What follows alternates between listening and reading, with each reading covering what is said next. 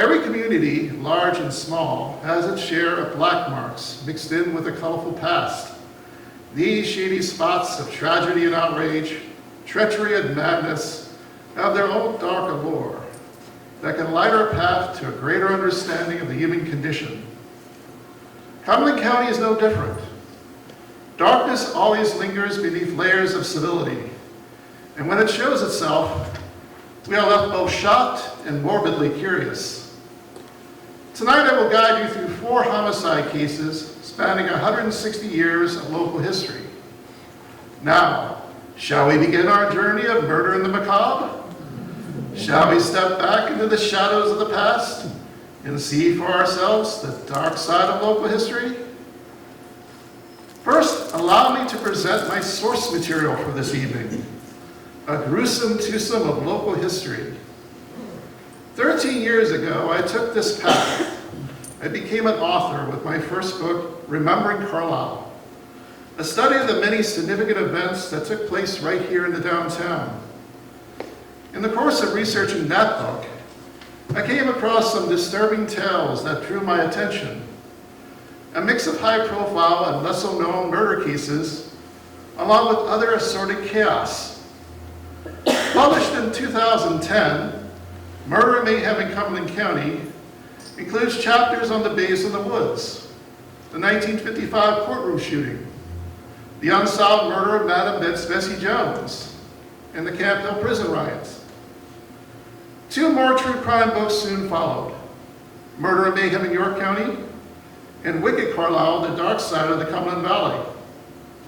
But I learned there are many more stories to tell. In 2018, I took a fork in the road and ventured into unknown territory. I published my own book, Killer Hangovers, Sinful Shots of Alcohol Outrage. Within its pages are true crime stories that have not been written about in over a century. Forgotten tales of booze, brawls, and bad behavior set against the backdrop of what became the temperance movement. It is here where I will begin our journey together. A priest and a noble walked into a bar, but this was no joke. One man would be dead by morning, the other accused of murder and tried in court. If there's one thing that history has taught me, nothing is what it seems. What peace we enjoy today was often bought and paid for by blood and violence. Carlisle is no different. The good relations between borough residents and those soldiers assigned to Carlisle barracks did not exist on the home front of the American Civil War. Discipline was poor back then. Conditions on post produced many a malcontent whose drinking and carousing did not mix well with the rougher element among the townsfolk. They found Robert Noble in the kitchen upstairs from Rebecca Lobach's bar. The drinking establishment was located in a cellar behind the market house off the square in Carlisle. I opened his vest and saw blood flowing freely. A friend, William Martin, would later testify in court. When he said he was stabbed, he spat out a couple mouthfuls of blood. By this time, he was in my arms. His legs had lost their power, and I laid him on his back. Noble never got back on his feet again. Instead, bystanders loaded the victim onto a settee and carried him to his father's home. There, Robert Noble died around 3 a.m. on July 9th, 1861. Dr. Samuel Ziegler had a chance to examine and dress the wounds in the kitchen before measuring the depth of the knife thrust during an autopsy. Ziegler concluded the damage was done by a long, narrow weapon that cut 3 wounds into Noble's body. A second man, Lewis Gardner, suffered similar knife wounds. None of them were mortal. With the death of Robert Noble, a deep gloom had settled over Carlisle. The man had left behind a wife and 2 small children. With the sadness came renewed calls for justice and greater accountability, as mentioned in the following editorial published on July 10, 1861, in the Carlisle American newspaper. Here is a sad commentary on licensing our soldiers at the garrison to roam at large in our town at night. We hope for the safety of our citizens that measures would be adopted to have this crying evil remedied. There are also demands for the abolishment of all underground drinking establishments. For Noble, his last night on earth was routine. The band had just finished playing on the square. Noble strolled into the bar just as Martin was lighting a cigar and nursing a glass of lager. Noble asked barkeep Rebecca Lobach for some ale and settled in for some quiet conversation. Time passed and William Fields entered the bar around 10:45 p.m. Together, the three friends socialized until almost 11, when they were looking to call it quits for the evening. Just then, 6 soldiers from Carlisle Barracks entered the cellar. They appeared to be drunk and were cussing up a storm. Tense moments passed before one of them, Henry Priest, walked up to the bar and asked for 6 glasses of beer. The barkeep refused. It came out in testimony that Noble had advised her not to serve alcohol to the soldiers. He thought they had enough already, but they were only getting started. At trial, witnesses testified that one soldier jumped up, rolled back his sleeves, and said he would whip any man in the room except for a soldier. He then paced back and forth. Another soldier was seen maneuvering a chair into position. A third soldier gathered up tumblers around on the bar as if getting ready to hurl the drinking glasses as projectiles. Just then, a soldier named Francis Willie turned off the gas light, illuminating the cellar, plunging the room into darkness and causing mass confusion among the bar patrons. There was a mad rush up the stairs amid the din of a scuffle, loud curses, and the shattering of glass against the wall. Minutes later, Martin found the bleeding body of Robert Noble. The authorities went on to arrest Priest, Gardner, Willie, and 3 other soldiers. Defense attorneys were granted a motion for separate trials for each defendant. The strongest case was against Henry Priest. That September, the testimony played out in the old courthouse on the square. The defense advanced the theory that, in the confusion of the blackout, William Fields stabbed Noble by mistake in his eagerness to get even with the soldiers. Mary Burns told jurors she once saw Fields carry around a large knife buckled around his waist. The knife had a long blade and 2 edges. Jane Lobach was on the stairs leading out of the cellar during the incident. She was holding a small lamp. From her vantage, through gaps in the steps, she caught a glimpse of someone familiar standing up against the wall under the landing. I didn't see Fields for more than 2 minutes, she testified. He had a knife in his right hand. I can't say what kind of knife. A third witness, John Burney, was a soldier at Carlisle Barracks. He was on foot patrol near the market house when a man came up to him. It was Fields with a knife in his hand, Burney said. I said, what the hell? He replied, I can't stand 1,000 of your soldiers, and I will stab every one of them. At that point, Burney approached Fields with his rifle at the ready. I told him to put up his knife. I wasn't going to hurt him. He said, I thought you were one of the soldiers we were having a fuss with. He told me I told him one of our soldiers was stabbed, and I was in after them.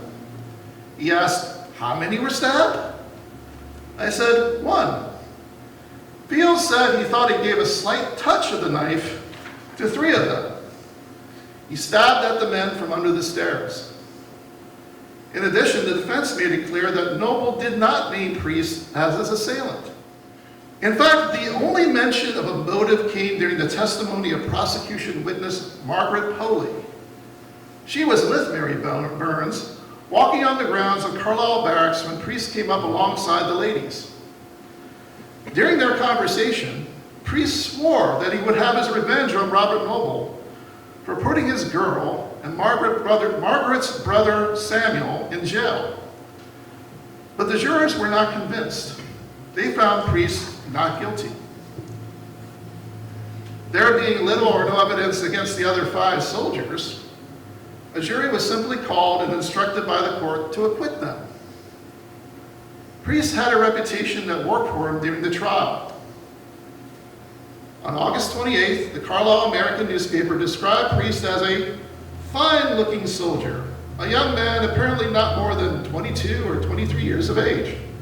He had an open, frank, and good-humored countenance that makes it hard to fancy him as a brawler in a bar saloon. In the long history of the Carlisle Police Department, only one officer was murdered in the line of duty.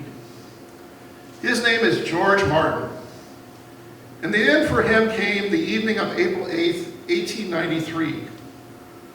Local newspapers called the shooting a most startling tragedy and a dastardly deed. There were demands for justice, no matter the cost. Imagine the scene almost 130 years ago when this stretch of present-day South Bedford Street was just a dark lane running down the east wall of the old graveyard. It's hard to say exactly, but George Martin was dying within yards of this cemetery. His brother, Hal Martin, was among the first to reach the body. The bullet had entered the officer's chest. Blood flowed from his nose and mouth and ran down the front of his shirt. Hal gently lifted his brother's head before letting it fall back again. He noticed how George had tried to speak, but his tongue seemed paralyzed. Newspapers described Martin as a kind-hearted man who never shirked his duty. Proof of his fearlessness could be seen in how this officer, armed only with a club, chased a man with a handgun down the dark lane. At the time of his death, Martin was waiting for authorities to hire a replacement so he could resign and spend more time with his family. Suspicion fell almost immediately upon Charles Salyards, a known felon suspected in several robberies in the downtown. It was widely believed at the time of his death, Martin was shadowing this criminal known throughout the valley for crimes committed in Carlisle, Mount Holly Springs, Harrisburg, and Chambersburg. Right away, authorities were on alert for a middle-aged man with a long beard and glasses and dressed in dark clothes.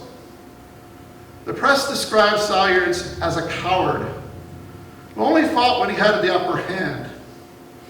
The Carlisle Herald reported, when calm, the suspect presented a genteel and intellectual appearance. But when angry, a sinister form would come over his face, and he looked devilish. Police traced Salyards to Hagerstown, Maryland, where he bought new clothes and had his long beard trimmed short. The suspect had ordered a train bound for Winchester, West Virginia, but was recognized by a brakeman who tipped off the authorities. Salyards was arrested in Winchester and transported to Carlisle, arriving there 4 days after the shooting. At trial, the prosecution tried to prove Martin was pursuing Salyards the night of the shooting, and that the defendant had lured Martin down the dark lane in an attempt to draw the police officer out of town and away from witnesses. The prosecution alleged this plan was foiled when Salyards came within 100 yards of young men having a beer party partway down the lane. This forced Salyards to turn and fire on Martin before jumping over a nearby fence and escaping into the night. Even before the shooting, the defendant was making threats towards Martin. A local couple testified that Salyards had recently stayed overnight at their house on Dickinson Alley. When they noticed that Salyards had a handgun, they asked him about it. The defendant replied that if the police continued to follow him, he would give them something they don't want. A fellow house guest, Edward Little, told the jurors that Salyards said that if that squinty-eyed son of a bitch Martin doesn't leave me alone, I'll give him lots of cold lead. Little, who was blind, then felt something against the tip of his nose. Reaching up, he felt the barrel of a handgun pointed at his head, and he heard Salyards say, "I could put a bullet through you." Testifying in his own defense, Salyards told jurors he made no threats against Martin. He claimed the husband and wife were too drunk to even notice a handgun. His attorneys argued the statements of Little and the couple were so different for the same alleged event, they could scarcely be believed. The defendant denied any knowledge of the shooting or of being chased by Martin that night. The shooting took place on the south side of Carlisle around 9:45 p.m. Salyards claimed at that time he was visiting friends on the north side of town, about a half mile away. Defense corroborated his alibi. Salyards told jurors he left his friend's home at around 10:10 p.m. He then went to the train station on West High Street to stow away on a train bound for Hagerstown. He testified at no point did he venture into the south side of Carlisle that night. From the start, the deck was stacked against Salyards. Early on, his defense team requested a change of venue, given the public hostility and inflammatory press reports. The night Salyards was returned to Carlisle, special arrangements were made for him to be offloaded further east on the railroad to the center of town. There was speculation that he would have been lynched if he had to walk the 2 blocks between the train station and the county jail. There were crowds of onlookers howling cries of "shoot him" and "kill him." But the motion for a change of venue was denied. The defense also asked the presiding judge to step down from the case. They argued the court already showed its sympathy by attending Martin's funeral and donating money to the widow fund after their client was charged. The motion for recusal was denied. At trial, defense attorneys portrayed Martin as an officer with a bad temper. He was prone to violently assaulting people on more than one occasion. They claimed the lack of preparation time, caused by the denial of a continuance, hindered them from fully developing this part of their case. It was reported how they had trouble on such short notice trying to find witnesses willing to testify to Martin's past conduct. Even if Salyards was running that night, the defense claimed it was not to lure Martin down the dark lane, but to evade a hot-headed cop. They also argued that just because their client may have threatened police, doesn't mean he was going to carry out the threats. Lastly, defense attorneys called this case a persecution, not a prosecution of Salyards, because investigators only focused on building a case against their client and not following other trails of evidence or possible theories on who could have killed Martin. None of this swayed the jury, who convicted Salyards only after 3 hours of deliberation. The most unusual defense motion came after the conviction. In requesting a new trial, the defense alleged that jurors were impaired in their ability to properly deliberate on the case by a court order which treated them to 3 shots of whiskey daily. The Sentinel reported those jurors, farmers as they were and not accustomed to weighing evidence, needed a full head on them upon passing upon a case of life and death. For them to have even 1 drink was nothing short of cruel. In denying this motion, the court fired back that it was presumed that the jurors were used to drinking that much alcohol per day. The judge added there was no evidence to suggest that jurors were intoxicated during any of the court proceedings and that alcohol was only furnished to them during meal breaks. At the time, there was no law forbidding alcohol use by jurors in a capital case. The execution of Charles Salyards was carried out the morning of March 1st, 1894. Tickets were made available to the hanging that took place in the yard of the Old County Jail on the corner of High and Bedford Streets. The Carlisle Herald reported how a crowd of about 1,000 had gathered outside the wall, along with 200 who were admitted inside the compound. Because Salyards refused to die with his boots on, he was in his stocking feet as the noose was tightened around his neck and the black hood was put over his face. Just before the trap door was pulled, Salyards uttered one word, "innocent," in a muffled voice. His neck was broken instantly. The March 8th edition of the Sentinel published excerpts from his farewell letter. "In taking leave of this beautiful world, and all I hold dear, I want to say I never felt more like living than I do now, when I have but a few hours to live. I do not fear to die, but I do fear the degradation of dying an undeserved death on the gallows. Yet I should prefer even that to the living death of a life sentence inside of prison walls." Ironically, Charles Salyards may be experiencing something like a living death, for it is said that his ghost haunts the old county jail. Over the years, there have been reports of voices, bizarre noises, apparitions, and a half-bodied spirit consisting only of legs and boots. In 2015, a ghost hunters TV crew visited the jail to investigate these reports based upon the premise that even with his dying breath, Salyards maintained his innocence. It is further said that the ghost hunters reported on audio a voice saying, "It wasn't me." Could there be some truth to this haunting? Could the restless spirit of Charles Salyards even now proclaim his innocence to anyone who would listen? Depending on the recipe, murder can be bittersweet or just plain delicious. On the menu tonight is a contest of wills, where a crooked, abusive businessman finally got his just desserts. It was April 13th, 1909, and police were come across a bizarre crime scene at the Peerless Candy Company on West High Street in Carlisle, just around the corner, or through the parking lot, of the present-day Cumberland County Historical Society. Carlisle Police Chief Daniel Fott stepped on something as he walked around the dark basement. He struck a match to take a closer look, only to find a man's coat and blood-stained shirt. Just then he saw a hole in the floor, about 6 foot square and 6 foot deep. When he reached over to touch a corner, the chief felt something like a man's head.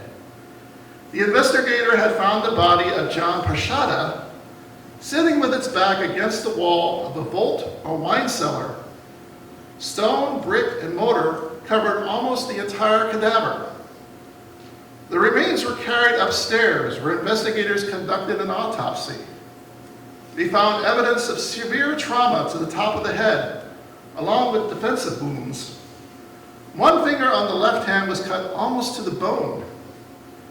But the fatal injury was an 1.5 inch deep cut to the throat, extending from the right ear to below the lower jaw. This clean cut by a very sharp instrument severed the windpipe in an artery, causing the victim to bleed out and die within minutes. But there was more to discover. The police chief ordered his men to search the property, where they soon uncovered signs of foul play. Here and there, officers found blood droplets in places where the wallpaper had been scrubbed so hard, some of the coloring had come off. There was a bloody handprint on an upstairs dresser, along with some blood around a bedroom door and downstairs leading into the basement. Police also found blood-stained clothes under the cellar stairs, along with a large belt buckle, a melted pair of eyeglasses, and the remains of a set of suspenders in among the ash and burnt coals of the furnace. Why, there was even bullet holes in the kitchen door that had been filled with candy paste and then painted over? What the hell happened here? And why was John Prashada dead? To fully understand this tragic episode, we must turn the clock back to the early morning hours of April 13th, and what turned out to be a terrifying experience for a Greek immigrant who was a boarder in the house. From 1:30 to 5:30 a.m., this man sat wide awake in his second-floor room, wondering if he would end up a murder victim. He heard a struggle between two men, followed by something heavy being moved downstairs. Now there was the sound of running water, frantic cleaning, and multiple trips up and down the floors of the West High Street building. At one point, the immigrant could see shadows moving in the next door room through a quarter-inch hole in the partition wall. He also heard the hushed voices of Angelo Tonatori and his sister Ann Pashada. For 4 hours, the boarder stayed by the locked door he had barricaded with furniture, cautious not to make a sound, as he held the unlit kerosene lamp he intended to use as a weapon should anyone storm the room. It was shocking enough for the immigrant to be roused from his slumber by the sound of 2 gunshots, followed by a loud thud and a man groaning. The boarder only left his room at about 6 a.m. and went outside to open the booth that he operated in front of the combination candy store, fruit stand, and ice cream parlor owned by the Pashadas. There he was greeted by the unnerving sight of Tonatori wishing him a good morning before offering him a soda. Then came Ann Pashada and her request for him to join them for breakfast. No surprise, the frazzled immigrant refused both invitations and eventually made his way to the police station, where he reported his suspicions. Based on the forensic evidence, police arrested Ann Pashada and her brother Angelo Tonatori. Ironically, this was not the first time John Pashada was the subject of a police investigation. The victim had once served 18 months in an Ohio State prison for trying to bribe a jury in a murder trial involving his brother, who was accused of killing a police officer. John Pashada was also accused of kidnapping the 4-year-old son of a business partner and then taking the child to the boy's mother in Italy. That case was never prosecuted because Pashada made no effort to collect a ransom and had released the boy unharmed. There was mention of a troubled marriage in newspaper reports, and that John was so abusive to Ann, she consulted a Harrisburg attorney who told her to scold her husband. There was even speculation in the press that the siblings were lovers, and that years before she had tipped police on the whereabouts of her fugitive husband, leading to his eventual imprisonment. Upon release, John joined Ann in Carlisle, but he still wanted to help his brother. He asked her for money so that he could bribe a watchman at the prison holding his sibling. When she refused, John decided not to speak to her out of spite. But that changed the evening of April 12, 1909, when husband and wife talked about the success of their Easter receipts, which totaled about $380, over $11,000 in today's money. The night of the murder, John went into the bedroom where he demanded money from Ann. Once again, she refused him. He grabbed her, slapped her in the face, and pointed a handgun at her. She ran downstairs into the kitchen, screaming in Italian, "He's going to kill me!" John ran after her with the gun in his hand.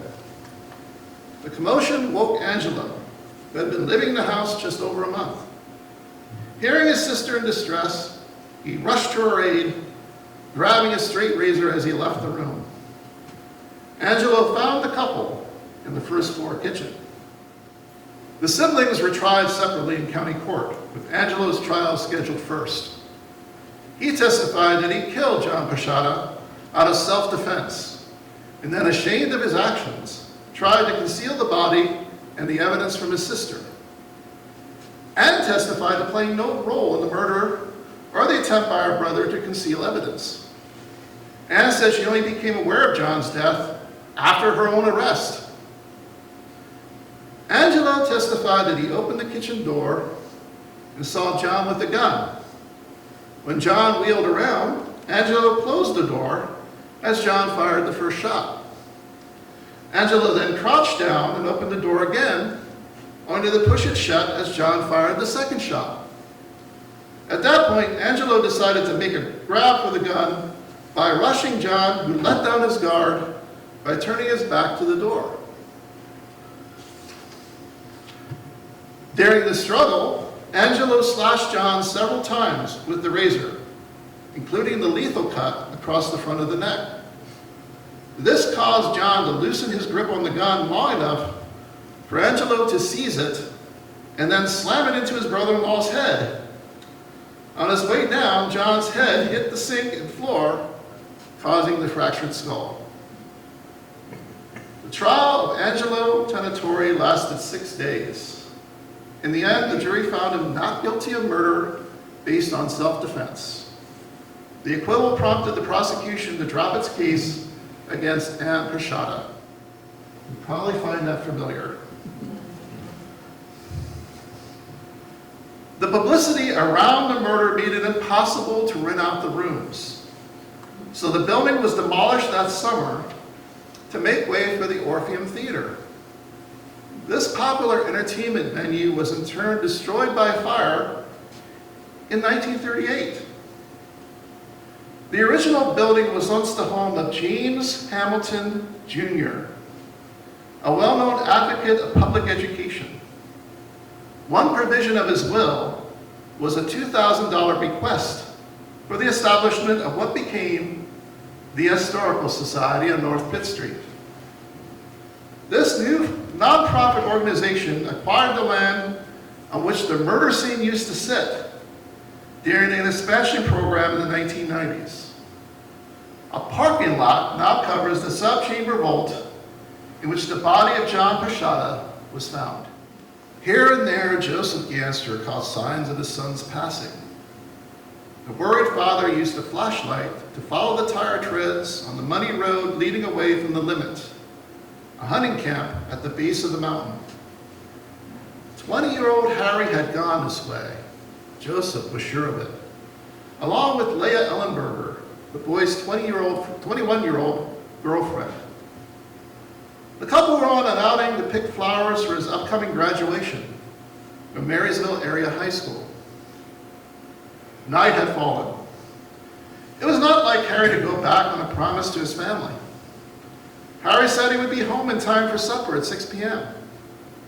The couple was last seen just after 4:30 p.m. by a neighbor. Now, it was late at night on May 16, 1924, and Joseph Ganster felt anxious. Something was not right. Something was horribly wrong. As he covered ground, Joseph scanned the edges of the narrow, steep road, which wound its way up the slope. He saw where the couple had stopped long enough to pluck honeysuckle and dogwood blossoms direct from the vine. Travel was difficult, as the path moved over broken terrain.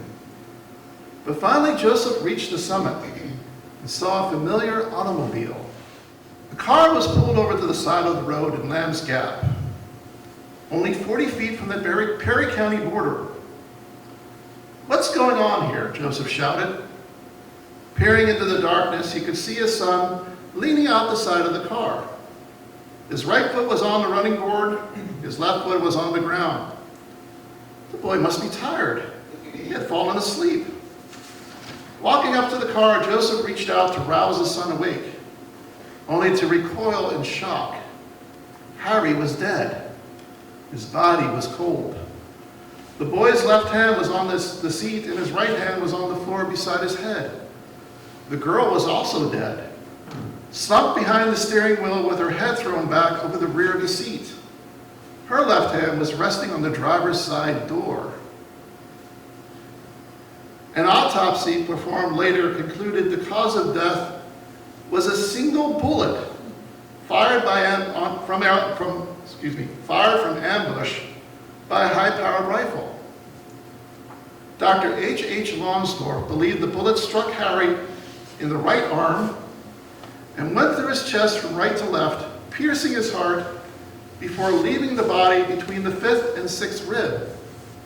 The bullet then struck the breast of Leah and lodged itself beneath the flesh on the outside of the left arm near the shoulder. The couple had been shot as Harry was entering the car. They probably lived no more than 5 minutes. Who could have killed the sweethearts? They met 2 years prior when she was visiting relatives in Marysville. They were often seen together, cruising in his car or attending events in and around town. Both loved the outdoors. As police investigated, they came across tantalizing clues of a possible meeting place or post office for a local couple. 2 notes were found hidden beneath a flat rock. One note was believed to have been written by a woman, the other by a man. One note was in ink, the other in pencil. Both were written in haste. Investigators also found among Harry's effects a warning given to him 2 years ago by another boy who didn't want the victim to take sides against a certain organization.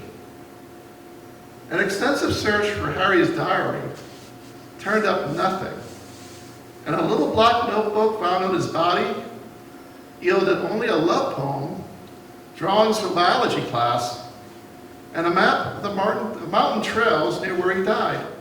Homicide investigators advanced several theories, including that Harry was shot by moonshiners out for revenge. Classmates told police Harry had been in the habit of carrying a handgun because he believed criminals were after him. There was even evidence to suggest that moonshiners had threatened Harry's life. Indeed, the murder did take place in an area known for its manufacture of liquor. Some dismissed this theory, saying no one knew of the trip to pick flowers, so how could they wait in ambush? Others believe moonshiners may have seen Harry and followed him. After a week of hard work by an investigative team, state police rejected this theory because there had been no active stills in the vicinity of the crime scene for the past year. There were other theories. One was that Harry was mistaken for someone else by a Marysville man who suspected his wife of adultery. She was seen taking car rides to the mountains in the company of another man. There was no evidence, to prove this theory because the jealous husband was never found. Police also investigated whether the couple were the victims of a stray bullet fired by a hunter. Still another theory pointed to a jilted lover of Leah who was jealous of the attention Harry was lavishing on the girl. None of these theories amounted to an arrest, and this case remains unsolved after almost 100 years. As I mentioned, one theory behind this murder was that moonshiners were responsible. 2 years prior, Harry Ganster furnished police with photographs and information on illegal activity on the mountain. A tip from Ganster led state police to a still, which troopers then destroyed. Set up in a hollow fringed by pine trees, the rig was a mass of kegs and barrels that at one point cranked out white lightning in 40-gallon increments. Harry Ganster had put a serious crimp on production. One reason why I included this homicide case was what happened almost 100 years ago today. 6 weeks after Ganster tipped police, an incident took place at the limit on October 20th, 1922. At first, the Harrisburg Telegraph reported it as an accidental shooting, resulting from a practical joke. But details soon emerged to dispute that conclusion and bring Harry Ganster under police investigation. In articles published on October 24th and 25th, the Telegraph advanced a theory behind why Sherwood Myers, 15, of Marysville, suffered a gunshot wound to his right leg. The theory was that he was a victim of a school feud. Myers did not get along with Albert Childs, a new teacher and the assistant principal at Marysville High School. Childs had expelled Myers for an infraction. Meanwhile, Ganster proved to be one of the few students who supported and befriended Childs. This caused a split between factions of students. School was closed October 20th. The Telegraph reported that Ganster and Childs had hiked into the wilderness shortly after noon. Student and teacher were toting guns. In his version of events, Ganster told police that Myers, along with 2 other boys, had followed them to the cabin at the limit. While there, Myers made repeated threats of arson towards Childs and Ganster. That escalated to the 3 boys throwing rocks at the cabin before using a ram to batter down the door. A shootout ensued, and Myers was wounded. Myers told investigators he was shot by Ganster, who had fired a bullet through the doorframe. Myers claimed that he and his companions were walking through the woods unaware that Childs and Ganster were around. The trio came upon the cabin. Myers knocked on the door, and then heard a bullet whiz over his head. Myers claimed to harbor no grudges against Ganster, who was cleared of any wrongdoing due to a lack of proof that he had fired the bullet. Yet, 20 months later, Ganster was shot to death from ambush, and police found among his personal effects a warning given to him by another boy in 1922. This begs the question, did Sherwood Myers shoot Ganster out of revenge? Was a connection overlooked by police? Was a connection too inconclusive to support an arrest warrant? Maybe there was a really good reason why the police kept the description of the warning deliberately vague. Did they suspect that Myers was the killer? By the way, there was no mention of Myers in newspapers regarding this case. So it's really hard to say. And we will probably never know. Oh. Well, thank you. Thank you.